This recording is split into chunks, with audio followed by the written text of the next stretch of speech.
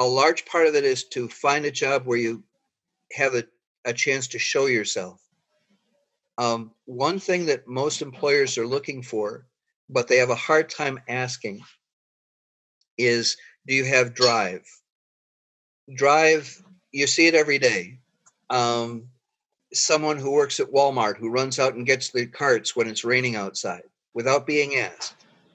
A waitress who covers somebody else's table when they know that the other waitress is not doing well. That's drive. And if you can show that you have that self-confidence, drive, and the ability to solve problems, you're in great shape, no matter your disability. Life doesn't always turn out the way we want it to.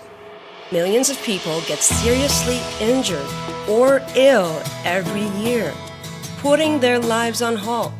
This may cause some of you to lose your jobs, your health, and more importantly, your sense of purpose. I believe that no matter how hopeless and helpless you might feel right now, God still has a purpose for you. This show was created to help you find that purpose, to inspire you to not give up, and to find ways to find fulfillment and make your life meaningful. It does not matter how dim your past or present looks like, as long as you are breathing, you can always find a way to say, "My future is alive." Thank you so much for joining me. My name is Christine Waters, and I hope you enjoy this show. Happy Thanksgiving, everyone. I know this year brought a lot to be sorrowful about, but there's always something to be thankful for. I, for one, am thankful for you that's listening or watching on YouTube, Facebook, Apple Podcast, wherever you are listening. I'm hopeful that you are getting encouragement from this show. I'm also thankful that despite all the pandemic and chaos our country and world is going through, I'm still working, thankfully. I am a worship leader. For those of you who don't know, that is my primary occupation, and it's a blessing. It's such a blessing to lead a team and lead people into worship. I also teach piano or keyboard online. And then also I'm thankful that in God there is always hope to be found. What about you? What are you thankful for? Would you care to share it on social media? Hashtag #MyFutureIsAlive. I will do the same today. All right, our guest for this special day of giving thanks is George Valentine. He has 25 years experience helping individuals find their uniqueness and land jobs that will highlight their strengths and capabilities. His experience includes working with disabled individuals. He's also an author and has written a series of books called The Job Hunting Toolkit, which breaks away from the cookie-cutter way of job hunting. Rather, he helps you find and capitalize your capabilities that employers look for, whether you're disabled or not. Let's welcome George Valentine. Well, hi, George. Thanks so much for joining me in this episode. No problem, Chris. Sure. And I was wondering if you could give us a little bit of background, tell us what your experience is with working with people, how you got started in doing that. What's your story? Oh, thank you. A long time ago, back when I had hair, I used to run a community residence for disabled folks, folks with mental retardation, other developmental disabilities. And I noticed that there was a real sadness about that they wanted more of a purpose, that they wanted that other people had jobs, and man, that would really be nice if they could. I spent the next few years working with other populations, folks with severe mental illness, long-term unemployment. And I noticed that a lot of the services that were out there for folks looking for work were cookie cutter and really didn't give people the opportunity to fit themselves in, especially people working, who have real challenges. Hmm. life or in job hunting.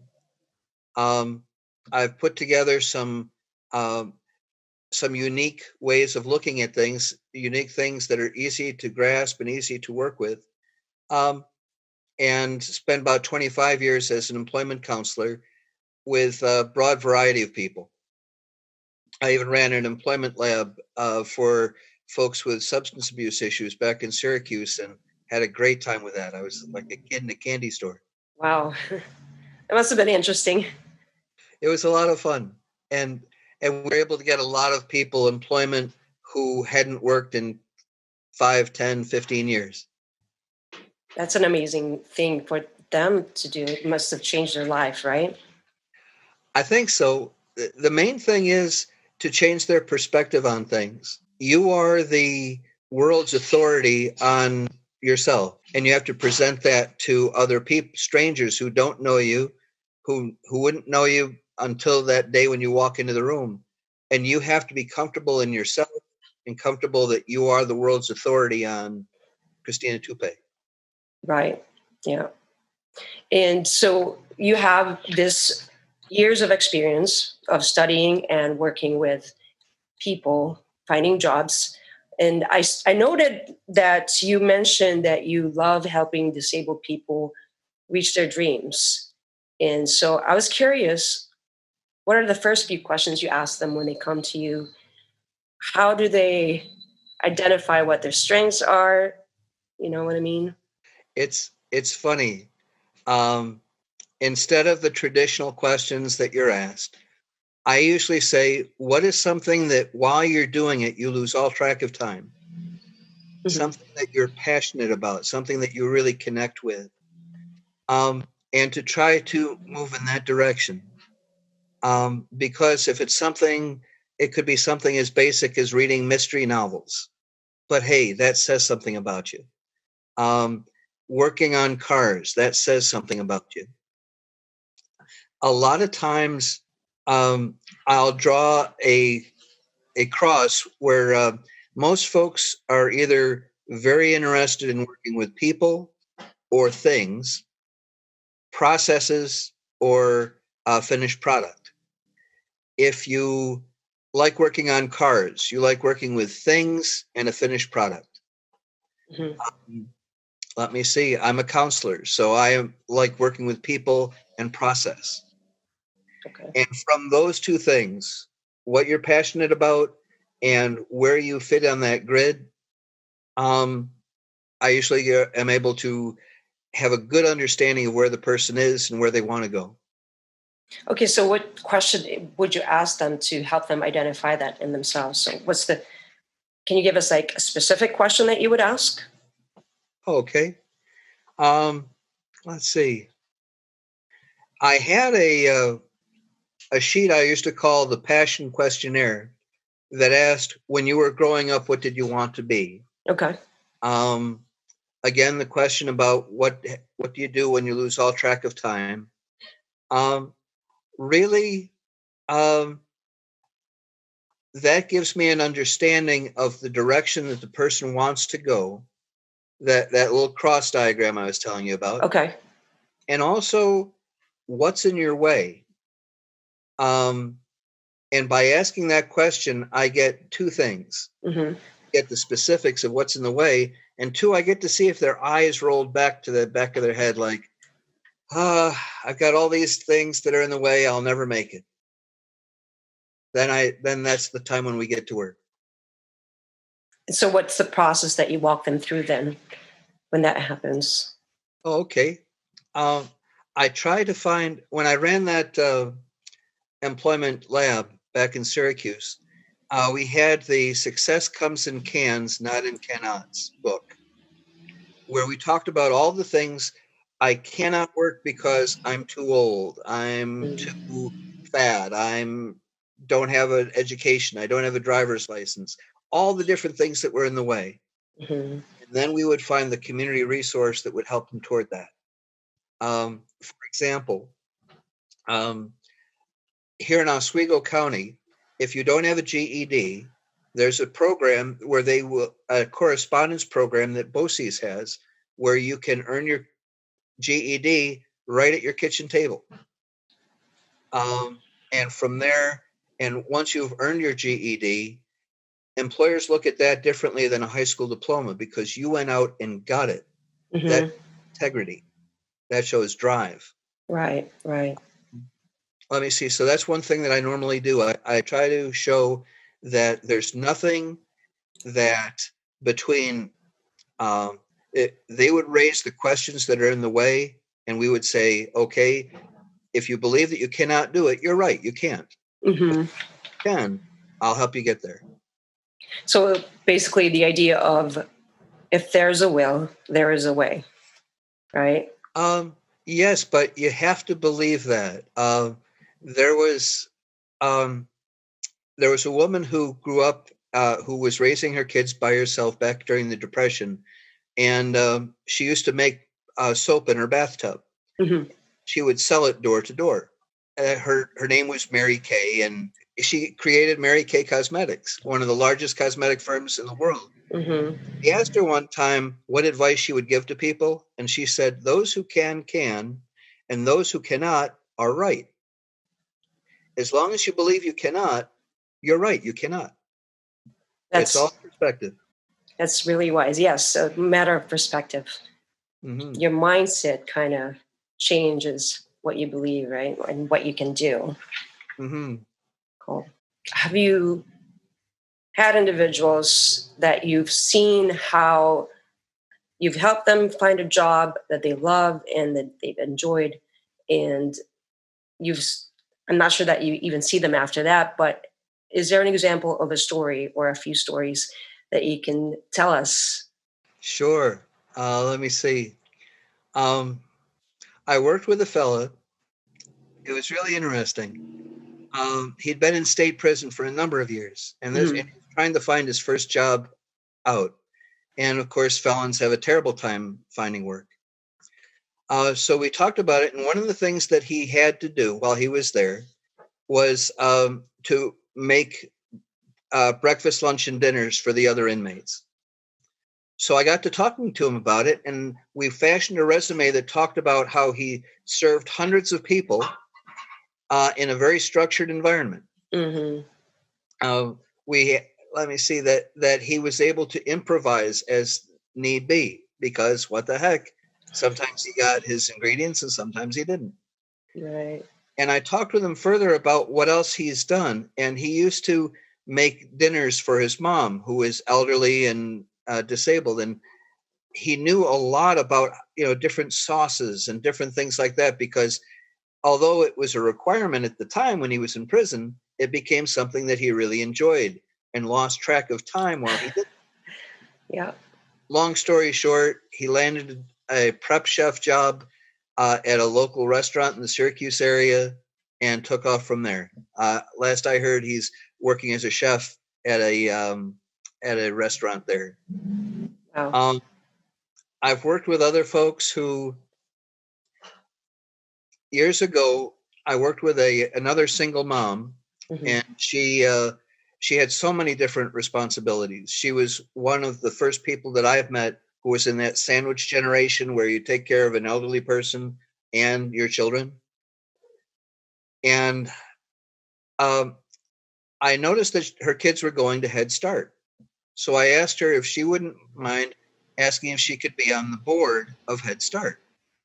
And initially she's, "Holy cow, George, you want me to do that? I can't volunteer. I'm too busy." I said, "Give it a try." What happened was she got onto the board, and when she talked, people listened. And she had ideas about how to put together the Christmas party for the kids, and they listened. And little by little, she got to understand that she was an intelligent person, that people wanted to hear what she had to say. And as time went by, she got her CNA and then her LPN and became a registered nurse. I think that even when the weight of the world is pressing down on you, if you believe you can make it, you can make it. You just have to. Yeah, you just had to believe, definitely. What about disabled people? Any experience with them? Oh, yeah. Let me see. I've worked with so many folks And a lot of the jobs that I was able to get them initially were lower level, or warehouse work, um, restaurant work, that sort of thing. Um, it was the first step in. I worked with a lot of people who have had mental health issues, severe mental health issues, Mhm. substance abuse issues, folks who had physical disabilities as well. Working. A large part of it is to find a job where you have a chance to show yourself. One thing that most employers are looking for, but they have a hard time asking, is, do you have drive? Drive, you see it every day. Um, Someone who works at Walmart who runs out and gets the carts when it's raining outside without being asked. A waitress who covers somebody else's table when they know that the other waitress is not doing well. That's drive. And if you can show that you have that self-confidence, drive, and the ability to solve problems, you're in great shape, no matter your disability. So you get them in the door of the workforce, and then eventually they get into better jobs. Yes, it a lot of times all you have to do, it helps out with two different people. Hmm. First of all, it helps out with the employer seeing you, and two, it helps you see yourself differently in the mirror. When you cash that first paycheck, and you know that it was your time and your sweat and your hard work that earned that money, you look at your life a little bit differently. Starts building your confidence, right? And you're like, oh, I Yeah, can do something, and now maybe I can do this too, and this other thing, right? yeah, and I talk a lot about volunteering Hmm. because it's I call it the norm effect. Not normative, because that's a $5 word that us counselor types use all the time. If you ever saw the TV show Cheers, where Norm walks into the bar and everyone says, "Norm, how you doing? How you been? How was the weekend?" That's what I'm looking for. If you have that opportunity to walk into a place and people suddenly don't look at you as a disabled person, they look at you as part of the team. They ask you, how was the weekend, and how's that ankle? You twisted it last week, and you know that sort of thing. What are you doing for Thanksgiving? All of a sudden, you're not that disabled person or that person with a substance abuse problem. You're just Norm. That reminds me, I grew up with a guy at my church who had a cleft lip. And Yeah, so when he talked, when you first meet him, it's a little bit awkward because you like can't understand what he's saying. But once you get to know him more, because he doesn't focus on his disability, but just does what he does and, you know, does the relationship that he has. mhm, And I noticed like after years of knowing him, I don't even think about his, it's not really a disability, but it affects his speech. But yeah, when you get to know somebody, their handicap does not matter because you get to know the person inside of them. and that's really um, one of the things that is gets lost in a lot of employment counseling. Um, is that idea that you're the world's authority on you, number one, and number two, that you can express that in a way. Best way I can put it to you is that if you can express it in a way where you have a period at the end of the sentence. Hmm. If you walk into an employer and you say, "Yeah, I can do that. I've got 5 years experience doing that," or I volunteer at a soup kitchen. I can, I work well with people. Instead, if you can say, "I work in a soup kitchen. I work well with people," and end the sentence with a period, that makes all the difference in the way they initially will consider you, and they'll look right past the disability. Right. Yeah, that's a good point because, if you're doubting yourself, then that makes them, or that gives them more reason to doubt you. Exactly. Or that gives them that much. more time to think, well, maybe that person does have a disability. Maybe that person isn't quite up to the job. Mm-hmm. Right.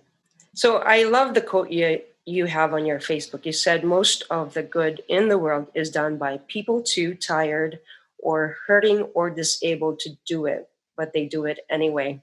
I picked that quote up back in high school. I wish I remembered who'd first said it, but it helped me through my teen years, and it's helped me through a lot of other times when um, I seem to be going up against big odds, but I do it anyway. It's a bit spiritual too. That's what I True. like. Yeah. I mean, in the Bible, God used a lot of weak people in the eyes of those around them. They could have been weak, but still they were able to do great things. Mm-hmm. So I was wondering if you could talk about, you said before the interview started, we talked a little bit about the book. Is it, you said books? Oh yes, Multiple books, okay. I wound up going along spiritually here. I wanted to write a book that talked about the spirituality of job hunting, Mm-hmm. because it's such a lonesome place to be when you're looking for work and you know what the and you try hard not to already know what the person's going to say. You try hard not to put all of the refusal letters as wallpaper on your bedroom wall.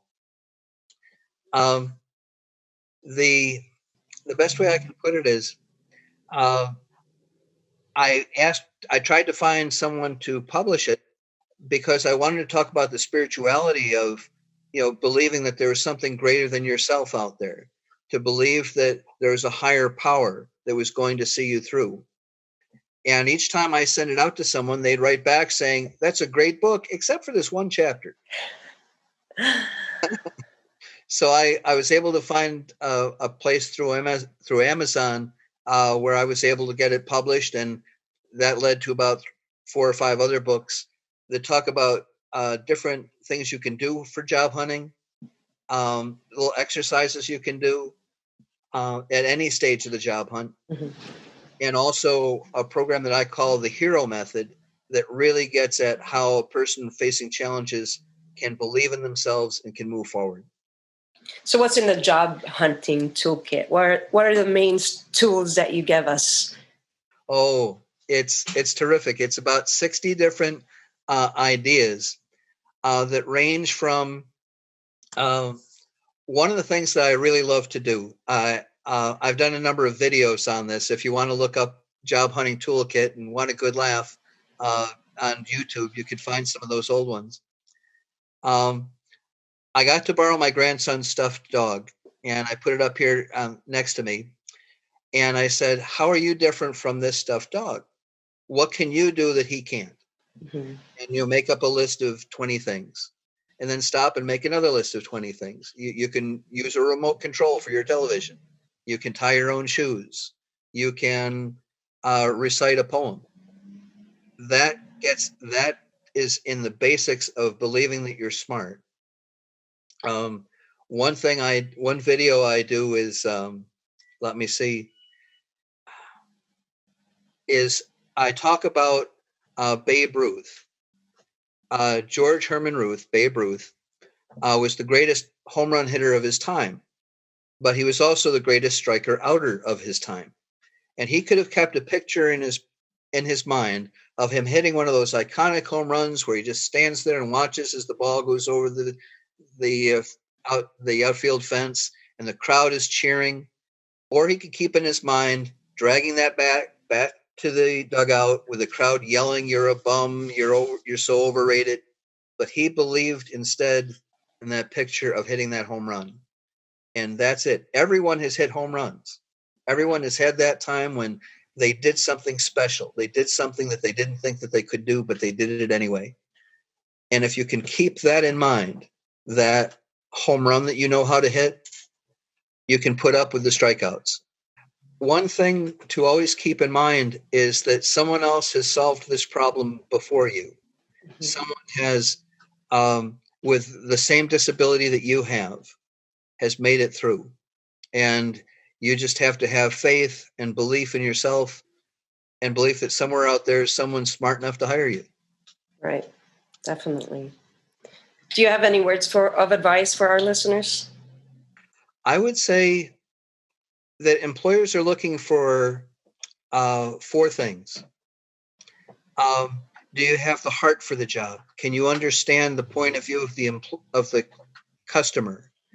Do you have an understanding of the point of view of your coworkers? Do you have the energy for the job? And by that, I mean, can you work just as hard at 9 o'clock in the morning as 5 o'clock at night? Do you have the ability to relearn things and learn how they do things at that employer? And finally, can you own the job that you do? Can you take the constructive criticism of another person and learn from it and gain from it?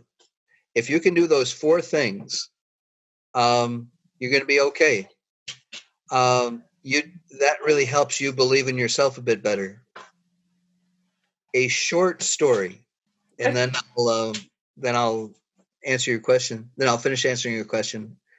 I worked with this one fella who had played on a high school football team up in the North Country, and his team had lost all 34 games that he'd ever played in, lost them badly.